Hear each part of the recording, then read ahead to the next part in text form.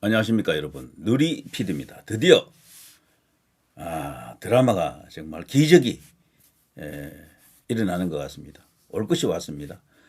지금 현 시점에서 가장 힘 있는 이슈는 뭡니까? 결국 지지율 아닙니까? 자, 이 지지율에서 김문수 후보가 드디어 대역전을 눈앞에 두고 있습니다. 특히 지금까지 김문수 후보를 계속해서 이재명하고 멀찌감치 떨어뜨렸던 한국갤럽도 이제 백기투항을 앞두고 있습니다. 왜 그런가 하면요. 지금까지 가장 크게 벌어졌던 것은 무려 25% 정도 차이를 벌렸었죠. 이재명이 50% 넘고 김문수 후보는 20 몇 % 이런 식으로 만들어가지고 거의 2배 차이를 만들었던 게 한국갤럽, MBS 처음에 이런 데였었거든요. 조금씩 이제 좁혀지더니 드디어 한 자릿수로 줄어들었습니다. 이렇게 되자요. 우리 그 주요한 그 여론조사 분석 전문가들 그리고 평론가들이 TV에 나가서 TV 시사 프로그램에서 나와서 했던 이야기들 기억하시죠? 유시민 같은 경우는 55% 득표할 것이다. 이재명이가 압승할 것이다. 이준석이도 뭐 출마하기 때문에 역대 가장 큰 스코어 차로 이길지도 모른다. 과거 이명박, 정동영의 차이가 가장 컸다 그러죠. 20% 이상 차이가 났거든요. 20% 정도 차이가 났는데 1위, 2위 차이가 그 정도 날 수도 있다. 더 날 수도 있다. 이런 식으로 정말 막 지르는 소리를 했었죠. 정말 불쾌하고 어처구니 없는 상황이었지만 그때는 그런 식으로 여론조사가 잡힌 게 들어 있었어요. 특히 우리나라에서 가장 메이저급 여론조사 기관인 MBS, 한국갤럽 이런 데서 그런 식으로 막 쏟아내니까 당연히 또 그렇게 말할 수밖에 없습니다. 또 어떤 평론가는 그랬어요. 99.9999% 끝났다 그러더라고요. 기적이 없는 한 김문수 후보가 당선하는 것은 거의 불가능하다. 사실상 이재명 대통령 확정이다. 이런 식으로까지 언급하는 걸 제가 들었습니다. 버젓이 TV 프로그램에 나가서 시사 평론 프로그램에서 그런 식으로 떠들어대는 평론가들이 적지 않이 있었죠. 그러나 우리는 달랐습니다. 꾸준히 다른 어떤 저간의 민심의 흐름을 이제 주목하고 있었는데요. 특히나 한국갤럽이라든가 MBS와는 별도로 그와는 다른 흐름의 여론조사가 있었거든요. 바로 에서 이제 주로 이제 군소 여론조사 기관으로 불리는 공정이라든가 에이스 리서치라든가 코프라라든가 한국사회 여론 뭐 연구소 뭐 그런 곳 말이죠. 그리고 조원 CNI 그리고 또 리서치 뷰 이들 중에는 과거에는 좌파 성향도 일부 있었거든요. 그러나 이들은 이번에 완연하게 한국갤럽이라든가 MBS와는 다른 궤를 다른 흐름을 타고 있더라고요. 그래서 저는 이번에 이것은 다르다.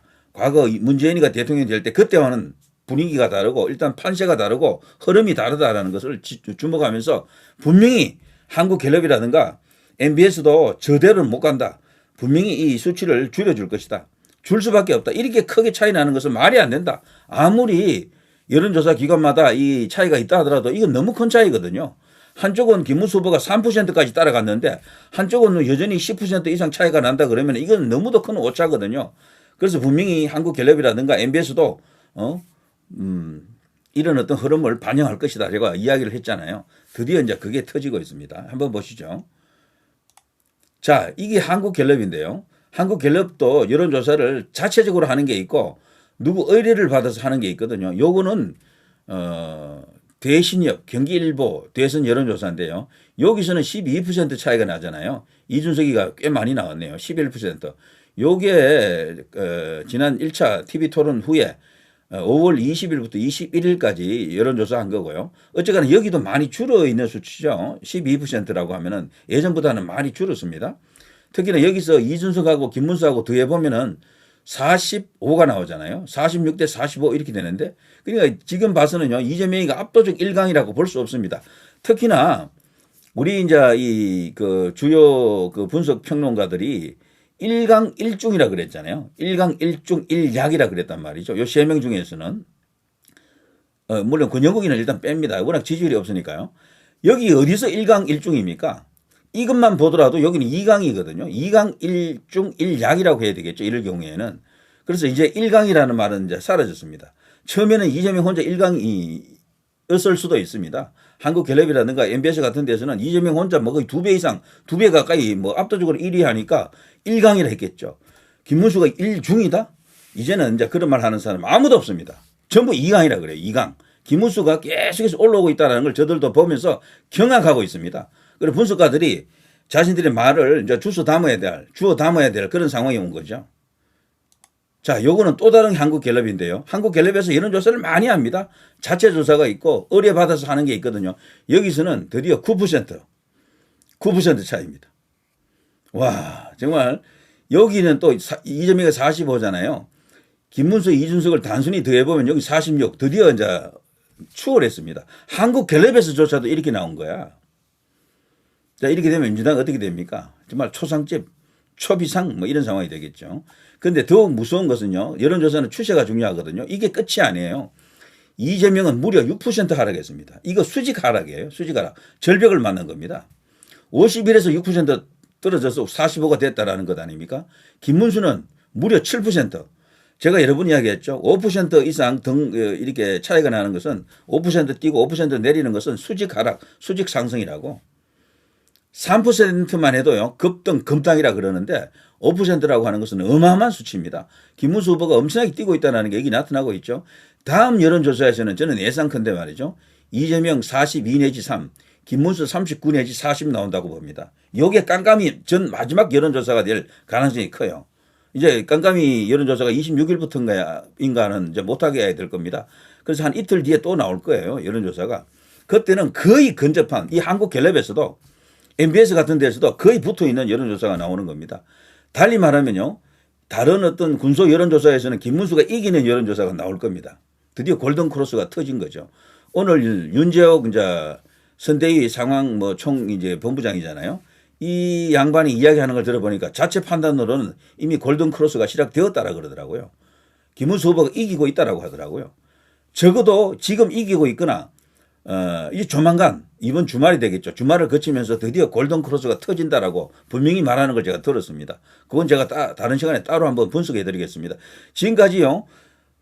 주로 우리 언론들이 이용했던 거론했던 여론조사는 전부 MBS하고 한국갤럽 이런 것들입니다.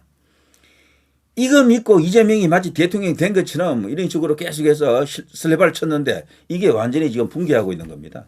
지금 난리 났습니다. 여기 이준석이도 많이 나왔다는 것도 놀랍습니다. 10%가 이게 정말 적은 수치는 아니거든요. 그러나 이걸 너무 과다평가하면 안 됩니다. 원래 이 제3자리에는요. 안철수 같은 존재가 예전에는 이것보다 더 많이 나오거든요. 안철수는 하게 되면 20%가 넘어요. 그 왜 그런가 하면은 제1, 제2도 싫다라는 사람들이 있거든.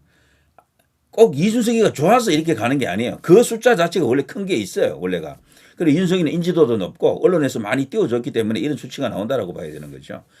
자, 정당 지지율도요. 급격하게 지금 이게 이제 붙고 있습니다. 서로 간에 근접하고 있더라고요. 자, 어쨌거나 이재명은 지금 기급할 상황입니다. 한꺼번에 몇 퍼센트 떨어졌다고요? 와, 6% 하락. 김문수는 7% 상승입니다. 이렇게 되면은 다음 여론조사에서는 거의 붙어 있겠죠. 붙어 있는다.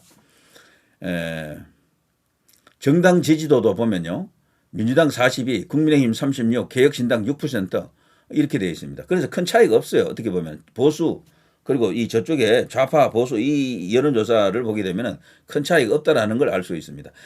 조선일보라든가 특히 김문수 후보에 대해서 이렇게 좋게 생각하지 않는 어떤 그 언론이라든가 그런 어떤 세력들이 있잖아요. 이들이 왜 이렇게 김문수는 뛰고 이재명은 내려가는지 이들도 말이죠. 인정하기 싫은 거야. 여기 보면 한국갤럽은 국민의힘은 민주당보다 후보 선출 과정이 늦은 데다 경선 후 단일화를 둘러싼 내용으로 분분했으나 그래서 저조했지만 지난 주말 5월 17일, 18일 윤석열 전 대통령의 탈당과 대선 후보 첫 TV 토론회가 모종의 분기점이 된 것으로 보인다. 이런 식으로 이제 둘러대고 있는데요. 이게 이제 말이 되는지 안 되는지 한번 들어보십시오. 김문수 후보가 토론 제일 못한다고 했잖아요. 이들은 제일 말도 버벅거리고 좀 어리버리하니 뭐 이런 식으로 좀 둔탁한 느낌이 들고 말이 일단 느리고 그리고 답답하다 뭐 이런 어떤 그 이야기를 하면서 토론 때문에 김문수는 망한다 그랬거든요. 근데 진짜 그렇습니까? 망한다면 그러면 김문수가 이렇게 지지율이 오르면 안 되지. 그러니까 그 토론이라고 하는 것이요. 지금 착각하고 있는데 말 장난하는 게 아니라니까요. 말 제조 시합이 아니에요. 거기는. 사람이 어떤지를 보는 거지. 이 사람들이 끝끝내 말을 하지 않는 게 하나 있습니다. 윤 대통령 탈당도 도움이 된 것은 맞는 것 같아요. 제 생각에도.